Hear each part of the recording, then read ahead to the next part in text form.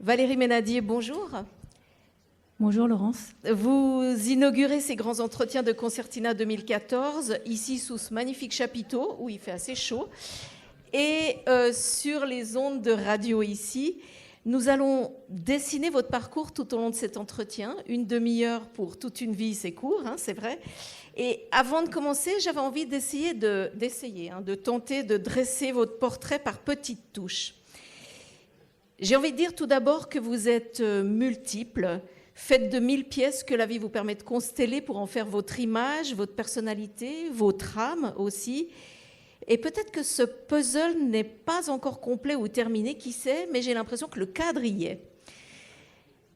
Et votre présence ici dans le cadre de Concertina sonne comme une évidence parce que justement on est à Dieu le fit, une évidence car toute votre vie vous amène à parler prison.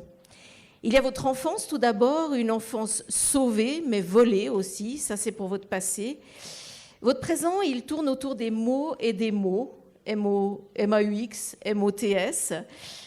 Votre activité en effet c'est écrire, vous êtes écrivaine, et faire écrire notamment entre quatre murs.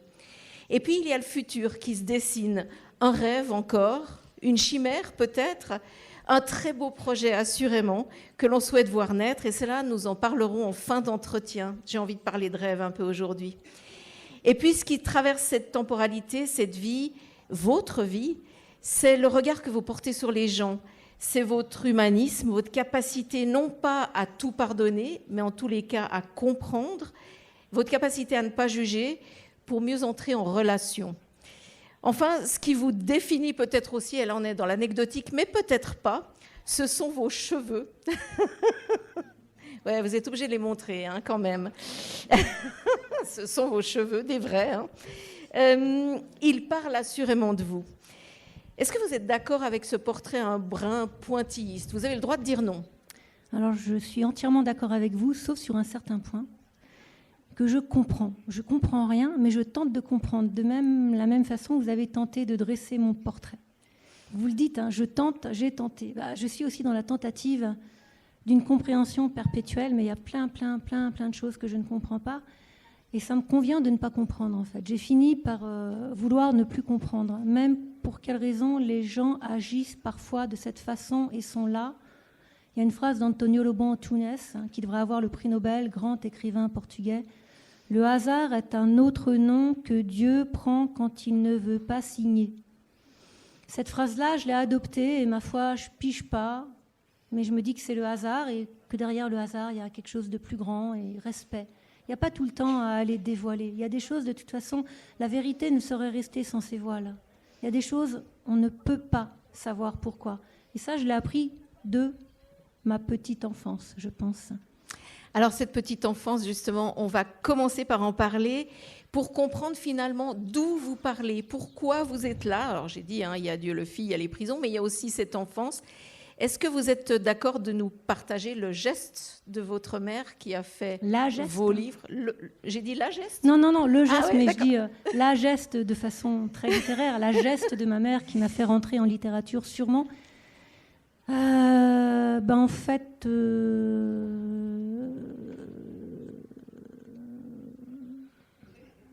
au bout du souffle, je peux dire que mon père était un fou.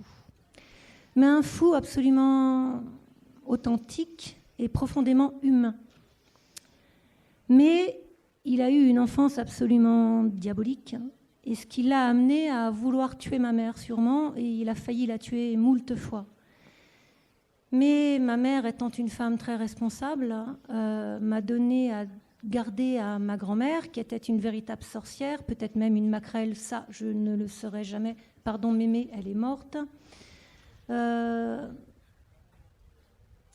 Pendant 8 ans, je suis élevée par ma grand-mère, mais je fais des allers-retours grand-mère-parent, grand-mère-parent, parce que mes parents m'aiment, et je le sais, et c'est aussi pour ça que je suis là. J'ai vraiment été aimée, invraisemblablement, passionnément. Et quand j'ai 9 ans, ma mère décide de me reprendre à son grand âme avec A, circonflexe, M-E. Et j'arrive dans cette famille, mon père, ma mère, et mon père m'offre un chien absolument sublime, un berger allemand malinois qui s'appelait Prince. Et mon père, c'était un bagarreur. C'était quoi, ma gueule? Qu'est-ce qu'elle a, ma gueule? Il écoutait Johnny Hallyday comme un dingue. Un regard de travers, il vous fonçait dedans. Il faisait des crises de délirium très minces, c'était un grand alcoolique. Et quand il faisait des crises de délirium très minces, à Clamart, où ma mère m'avait repris entre deux, il tabassait ma mère de façon absolument spectaculaire, jusqu'à ce que parfois je me retrouve pendue à la jambe de mon père en lui disant « Mais elle est morte, elle est morte, arrête de la frapper, elle est morte. » En fait, ma mère n'était pas morte. Une fois, elle jouait à la mort parce que pour qu'il arrête, je ne suffisais pas, parfois, à ce qu'il arrête. Il entend qu'elle est morte, cette espèce d'idiot. Il entend qu'enfin, il l'a peut-être tuée. Ouais, voilà, moi, je ne sais pas ce que je me dis, mais du coup, il la porte. Il prend conscience, il revient en lui, parce qu'il partait vraiment. Je peux vous promettre que quand il la tabassait, c'était plus mon père, c'était un homme possédé, c'était un fou furieux. Il la porte dans la chambre. Et là, c'est tout à fait mes parents. Donc moi, je me dis, oh, elle est morte, je ne sais pas ce que je me dis en fait. Il l'allonge, elle est sur le lit, il est catastrophé. Et là, ma mère bondit comme une foudre et lui arrache la gueule. Voilà.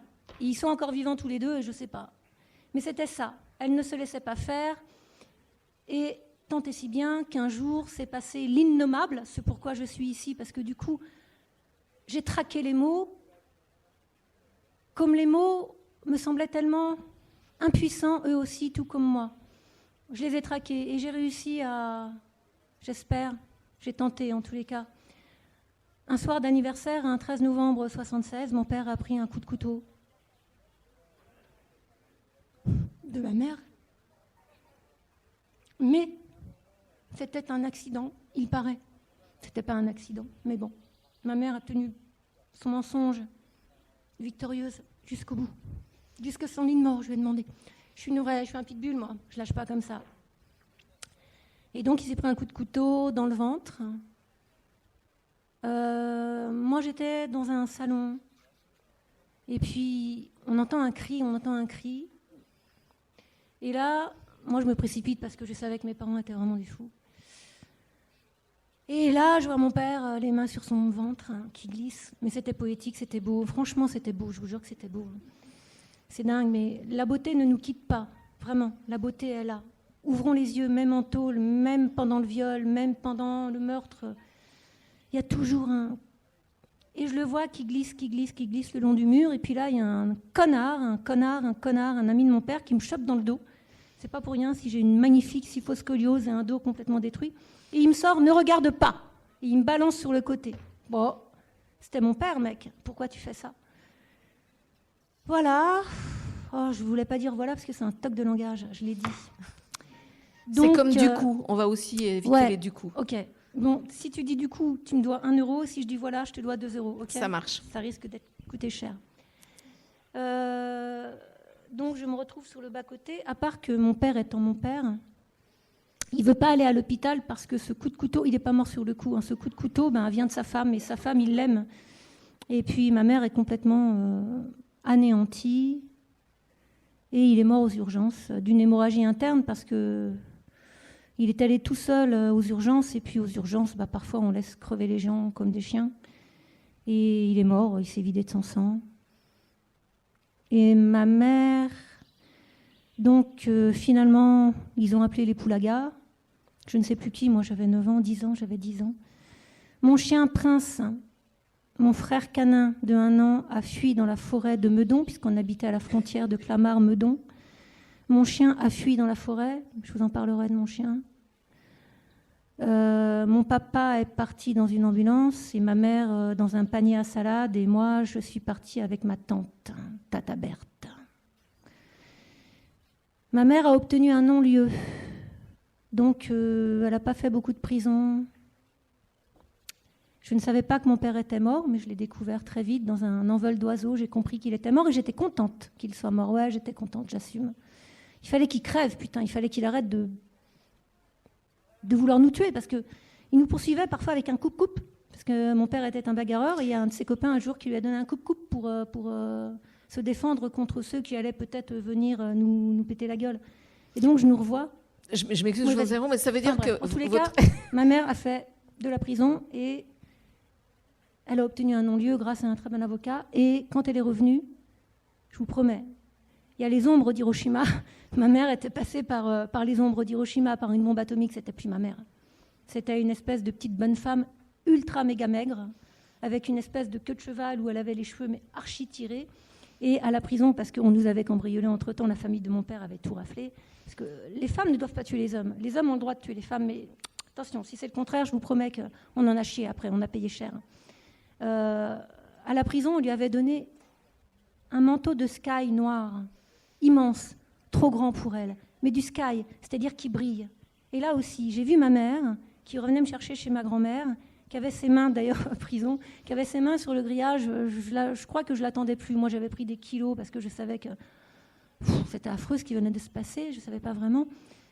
Et j'ai vu ses petites mains, et j'ai vu cette silhouette, et elle était enrobée de sky noir, comme si soudain il y avait un ciel où toutes les étoiles étaient mortes d'un coup. J'ai vu ma mère sans ciel, j'ai une espèce d'ombre, mais vraiment c'était une image qui s'est imprimée dans mon sub-inconscient quelque part. C'est pour ça aussi que j'écris. Mais il y avait de la beauté encore dans cette espèce de manteau noir brillant, terrifiant, où elle flottait dedans. Donc la prison. Donc la prison.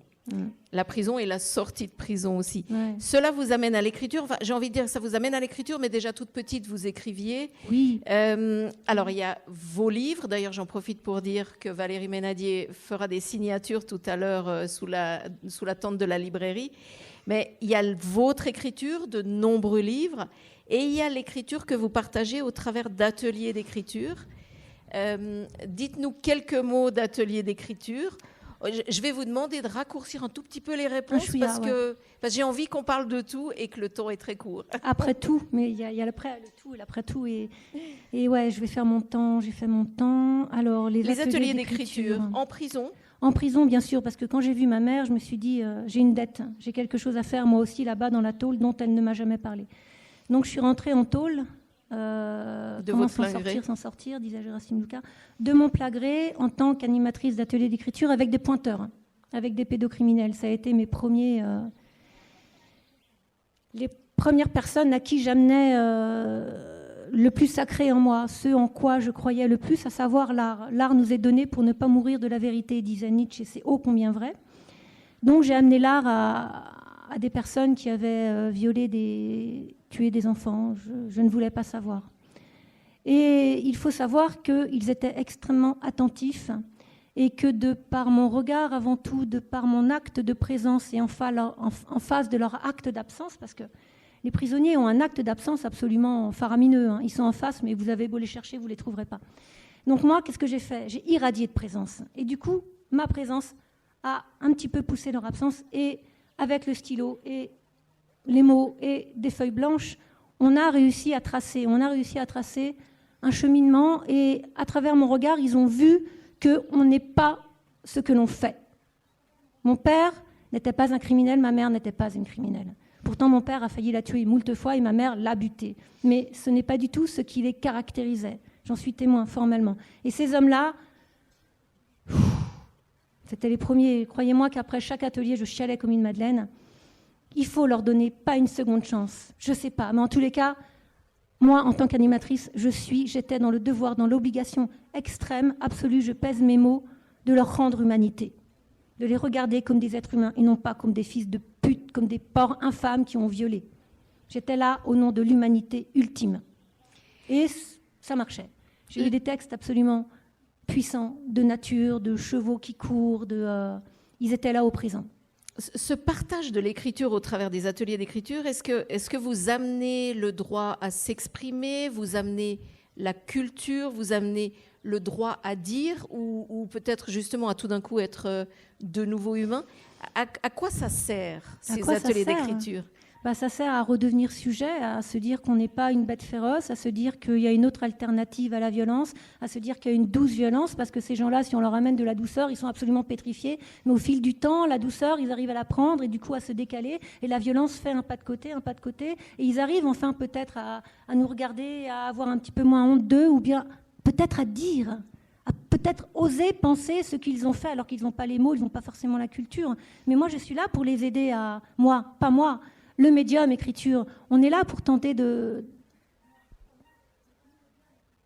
leur faire entendre qu'ils peuvent accéder après la prison, à l'altérité, à une autre vie. Et c'est la moindre des choses. On est des êtres humains. On a le langage, on a l'art. Alors justement, vous, votre médium, c'est l'écriture, mais vous dites aussi que la culture au sens large est indispensable. Vous allez même jusqu'au massage, par exemple. Bien sûr, Donc, bien sûr. vous êtes aussi art-thérapeute, c'est une de vos multiples facettes. En quoi la culture est essentielle en prison? Parce qu'on parle toujours de réintégration après la prison qui passe par le travail. Vous passez par complètement autre chose. En quoi la culture a cette utilité, justement, au sens large, la culture? Paradoxalement, la culture, c'est le grand oubli. C'est ce qui nous permet d'oublier, là, le seuil où on a été, où on aimerait ne plus être. Moi, j'ai une mémoire de puce de mer, je ne me souviens de rien, enfin presque de rien. Mais par contre, quand je lis un bouquin, quand j'écoute de la musique, quand je regarde un tableau de Nicolas de Staël, je sens que se fraye en moi un chemin digne d'un oubli, mais un oubli salvateur, qui va me permettre d'oublier père, mère et machin et la loyauté familiale qui m'emmerde, qui va m'offrir une loyauté à la vie, qui va faire en sorte que je puisse enfin pressentir ce qui fait que la vie vaut la peine d'être vécue, comme disait Winnicott. Et c'est la moindre des choses. Et pour moi, c'est ça la culture. C'est le grand oubli salvateur. Utile pour vous, utile pour les gens à qui vous permettez de faire des ateliers d'écriture. Ah oui. Parce qu'il y a plein de choses à oublier. Alors bien sûr, il y a l'inconscient, il y a le subconscient, il y a machin truc et machin. Mais si on plonge dans la culture, c'est une autre forme d'oubli où on se projette nous-mêmes avec nos rêves, avec nos fantasmes, avec une espèce de possible encore. Et donc c'est cisailler le préfixe impossible. C'est cisailler le préfixe désespoir. On cisaille les mots, on les hache, et arrive le possible, et arrive l'espoir. C'est ça la culture, et c'est ça les mots. C'est le stylet. Avec le stylet, on enlève ce qui ne va pas. On se sculpte sa propre vie. On sculpte son désespoir. Ce qui montre que peut-être pour les gens qui ne connaissent pas très bien les ateliers d'écriture, il ne s'agit pas de dire aux gens « soyez Proust, soyez Victor Hugo ». C'est vraiment simplement un moyen d'expression. Enfin, quand je dis simplement... un moyen d'être. Un moyen d'être. Un moyen d'être au monde. Quand il y a eu le Covid ou quand il y a eu dernièrement un geôlier qui est mort, tout s'est arrêté en termes d'ateliers. Je sais, j'ai pas pu travailler. Alors, ça vous a enlevé du travail, ça a aussi enlevé cet accès à cette culture-là. Bien sûr. Valérie Ménadier, qu'est-ce que vous diriez? Ça a été absolument inadmissible de prendre cette décision, une punition sur la punition, ou c'était délétère? Quel adjectif vous utiliseriez? C'est putassier, mais en même temps, moi, je suis fille de l'impuissance. Donc, je sais pertinemment là où est mon adversité. Je choisis mes adversaires. Et ma foi, la prison, l'État, c'est millénaire. C'est un dinosaure. Donc, moi, l'essentiel, c'est que je sois là avec ma plume, avec mes textes. J'amène des tas de bouquins en prison, avec mon écoute, avec mon regard. Et puis qu'il y a un partage comme on rompt le pain. Maintenant, qu'est-ce que je vais aller m'énerver contre ça? Non, j'ai pas envie de m'énerver contre ça. Par contre, je vais trouver un petit peu plus de bouquins et je vais en amener un petit peu plus. Et puis, je vais faire un atelier d'écriture peut-être autour de ça, mais même pas. L'alternative à la prison, parce que la prison, c'est pas forcément la panacée. L'alternative, que diriez-vous? Il y a les bracelets électroniques. Il y a, oui, la prison. Puis peut-être que les prisons soient beaucoup moins cruelles. Qu'elle considère que ces gens-là en prison sont encore des citoyens et qu'ils ont le droit à des choses tout à fait normales, à de la bonne bouffe, à pas avoir de punaises de lit. Fresnes, c'est rempli de punaises de lit et de rats qui chaussent du 38. J'en ai eu dans mes chaussures. Il y a des énormes rats. Donc, réhabiliter l'espace prison, peut-être l'alternative. Il n'y a pas beaucoup d'alternatives parce que la prison, c'est quand même d'une grande violence et c'est quand même un dépotoir et c'est quand même un égout et c'est quand même... Donc il faudrait énormément d'argent, il faudrait énormément d'ordonnances au sens médical pour faire que les détenus qui détiennent quelque chose entendent cette chose parce que aller au-delà du miroir, c'est pas simple. Tuer, c'est absolument inouï. Mais peut-être que si on arrive, nous qui n'avons pas tué ou même qui avons tué, à faire entendre que le pas de côté est possible, mais pour ça, il faut énormément de moyens et de volonté et de foi, mais non pas de foi au sens... chrétienne ou de foi, les gens qui vont en prison, ils y vont avec quelque chose, ils y croient en eux-mêmes pour le partage. On n'y va pas de façon légère comme un boulot, comme un autre. On y va avec toute sa foi, avec tout son être, avec tout son... Bon, bah aujourd'hui, ça ne marchera pas, mais demain, ça marchera. Ok, t'as tué, t'as découpé en morceaux, mais là, maintenant, t'as des beaux ongles. Tu vas aller à La Rochelle, parce que j'avais un détenu qui c'était un monstre, et puis en même temps, il était absolument impeccable sur lui, il était beau, et il écrivait des beaux textes. Et ben, il faut y aller voir le côté positif, toujours voir le beau, toujours. Et c'est une éducation. Enfin, c'est un savoir, ça s'apprend. Moi, au début, j'ai beaucoup pleuré. En sortant. En sortant, oui, pas devant eux. Non, devant eux. Devant eux, j'ai une posture quand même. C'est parce qu'ils nous loupent pas. Donc devant eux, il y a une posture, mais une posture d'humanité, pas une posture de bêcheuse ou de nana ou de maman.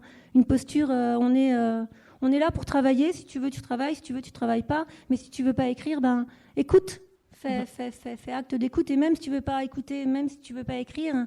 Bah, essaye d'être un tout petit peu dans les ombres de chacun, et ça marche. Parce que l'écriture, dans un atelier d'écriture, est suivie de la lecture. Ça veut dire qu'il y a un partage des textes des détenus entre... S'ils le veulent. S'ils le veulent. Vous laissez cette liberté. Oui, il y a aussi la consigne buissonnière. C'est-à-dire que si ma consigne les enquiquine, par exemple d'écrire de droite à gauche, ils se disent « mais t'es complètement tarée, ma fille », ils écrivent ce qu'ils veulent, la façon dont ils veulent. C'est vraiment eux qui choisissent. Et s'ils veulent lire aussi, ils se lèvent. Ça, j'aime beaucoup quand ils se lèvent debout parce qu'ils sont debout, ils sont un petit peu plus vus et il y a la colonne d'air qui se met en place.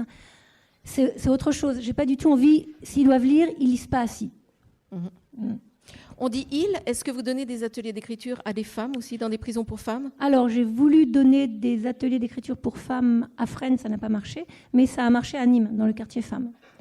Les femmes, c'est plus difficile, je crois. Enfin, moi, ça a été plus difficile parce qu'elles racontent.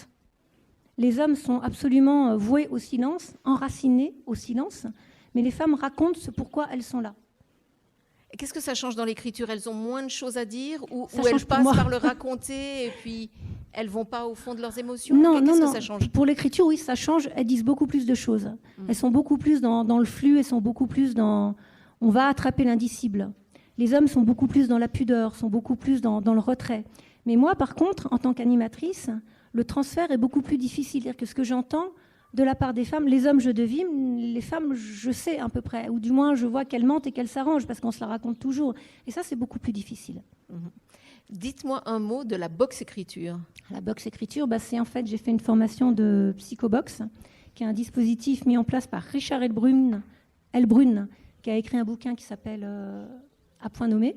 Et c'est pour travailler avec les auteurs, les victimes et les témoins de violence. Parce que ça fait bouger l'archaïque. Et c'est en fait un dispositif d'1 minute 30 où on boxe en faux, c'est-à-dire à touche tempérée. C'est pas des vrais crochets. Donc il y a une retenue en fait dans le geste. Il y a une geste. retenue si possible. Et on est 3. On est 2 thérapeutes, dont un psychoboxeur qui psychoboxe avec le thérapeute, avec le patient. Lapsus est révélateur d'ailleurs parce qu'il y a une espèce d'égalité inévitable. Faut pas se leurrer. Si on veut arriver à quelque chose, il faut trouver une forme d'égalité. C'est-à-dire que le patient n'est pas patient, c'est un partenaire. Exactement. Et si on le considère comme un patient, c'est perdu d'avance déjà. Parce que le patient, il nous renvoie des choses. Le patient, il nous pense aussi. P-A-N-S-E, P-E-N-S-E. C'est jamais si c'est à sens unique, c'est cuit, c'est pas la peine de commencer. Et dispositif à 3. Et puis après, 1 minute 30 de psychobox, on s'assied et le patient raconte ce qu'il a ressenti, celui qui observait raconte ce qu'il a cru voir, et celui qui a psychoboxé, il peut dire « Ah là, à un moment donné, je vous ai donné un petit coup dans le ventre et vous avez une drôle de réaction. Qu'est-ce que ça vous a fait ?» Et c'est comme ça qu'on chemine. Et ça fait vraiment remonter le refoulé, l'archaïque. C'est une thérapeutique absolument géniale pour ceux qui ont vécu des grandes violences. Mais après tout, qui n'a pas vécu de violence se lève ici ? On a tous vécu la violence. On regarde si jamais. Non, personne ne se lève. Ça serait un mensonge. En même temps, mentir, c'est essentiel. Mentir, c'est essentiel. Bah oui. Vous animez aussi des ateliers en extérieur, c'est-à-dire si j'ai envie de suivre un atelier avec vous, je peux. Bienvenue. Est-ce que l'un nourrit l'autre, c'est-à-dire les ateliers en prison peuvent nourrir les ateliers en extérieur et inversement ? Ah oui, énormément. Je ne suis pas la même parce qu'en prison, j'ai l'exigence d'être au présent et de tenter de m'amener tout entière. Dans les autres ateliers, j'avoue que je peux tout à fait être de moitié comme la lune, quoi. Je peux être un quart, de moitié, pleine.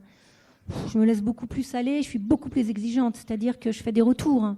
Je ne fais jamais de retour en prison. Ah, il n'y a pas de retour sur les écrits ? Non, parce qu'ils sont d'une fragilité, ils sont d'une vulnérabilité. La première année avec les pédocriminels, les pointeurs, j'ai osé faire des retours et il y en a eu pas mal qui ne sont pas revenus à cause de mes retours. Hein. Ah bah là, il n'y a pas de ponctuation. Voilà, tu auras peut-être pu mettre un futur. Non, ça ne marche pas comme ça. En prison, il faut vraiment les laisser être. C'est vraiment... Il n'y a pas de ponctuation. Et ça, je m'en moque éperdument. Au lieu de quoi, avant, s'il n'y a pas de ponctuation dans mes ateliers entre normopathes, je pousse les hauts cris. Ou alors, je ne dis pas du tout de ponctuation. Et s'il y a une virgule, cette virgule-là, mais qu'est-ce qu'elle induit? Pour quelle raison tu l'as mise? Dis-la à voix haute, et puis mets un point à la place. Et puis, je titille dans mes ateliers de normopathes. En revanche, pas avec les détenus. Pas du tout. Ce n'est pas du tout la même posture. On arrive presque au bout de cet entretien. J'avais vraiment envie que vous me parliez de ce rêve, parce que Dieu le fit. Ce n'est pas un hasard pour vous. C'était important de témoigner parce que c'est ici. Il y a ce projet. Est-ce qu'on peut parler de projet ou de chimère, comme je disais? Dites-moi 2 mots. On a, 2 minutes maximum pour parler de ça. Rêve et grâce, la grâce. En fait, j'ai vécu à Dieu le fit, au Bermès. J'avais une petite maison. J'ai eu une petite maison sur un rocher pendant 7 ans. Et j'avais un border collie qui s'appelait Bird et qui est morte là au mois de mars. Née ici. Et j'ai vraiment été heureuse ici parce qu'il y a une puissance tellurique. Et en tant qu'épileptique, je peux vous dire que je sens la puissance de la Terre parce que l'épilepsie, c'est on est happé par la Terre. Et ici, il y a vraiment une force. Il y a vraiment un noyau dur d'hospitalité. Il y a vraiment... Il y a quelque chose à l'œuvre, souterrainement, que j'ai senti, que je sais. Et en fait, moi, j'aimerais que mes cheveux ici blanchissent. J'aimerais vieillir et j'aimerais mourir ici. Et c'est pas du fantasme. Hein, je n'ai pas trop voyagé non plus, mais j'aime cette ville, j'aime ce village, qui est déjà une ville, qui est déjà... Et je me suis dit que j'aimerais peut-être un jour ouvrir une maison à Dieu le fit pour les femmes qui, évidemment, ont tué, pour les femmes prostituées et pour les femmes alcooliques.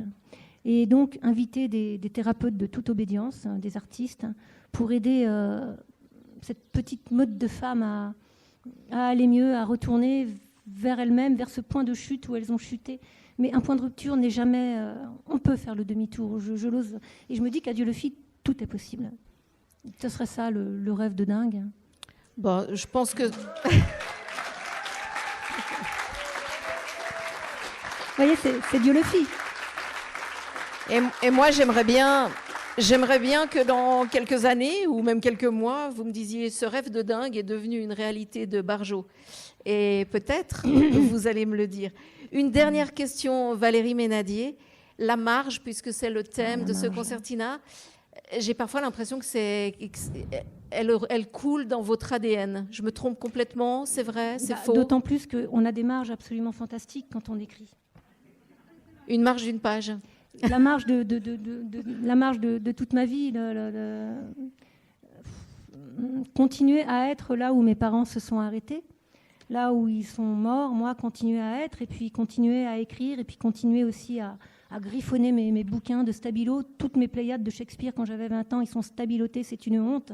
Mais mon Dieu, ce que j'aimais ça. Et encore aujourd'hui, c'est Virginia Woolf qui disait qu'on ne peut pas lire sans un stylo en écrivant. Et donc la marge, oui, moi je travaille avec des prostituées. Ma mère est morte à Saint-Maurice et elle est près du bois de Vincennes. Et quand je lui apportais des fleurs, je lui piquais une fleur dans son bouquet pour offrir une fleur à une prostituée qui était dans sa camionnette. Elle ne comprenait pas, mais moi je savais pourquoi je faisais ça. Donc oui, aux putes, aux trans, oui, je suis toujours dans ce milieu-là et on n'est jamais ce qu'on est tout à fait. Merci beaucoup, Valérie Ménadier. Merci à vous. Merci.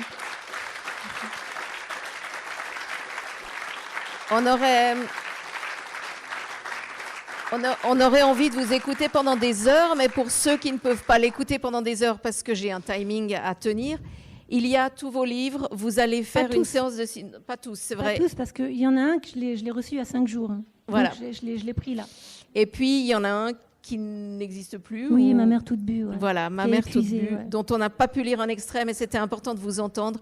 Donc, Valérie, vous devez bondir à la librairie maintenant pour aller signer vos livres, Gazelle, pour ceux qui veulent continuer à découvrir Valérie. Merci beaucoup de cette présence à Concertina. Merci. Merci à Dieu le fit et longue vie à ce magnifique village.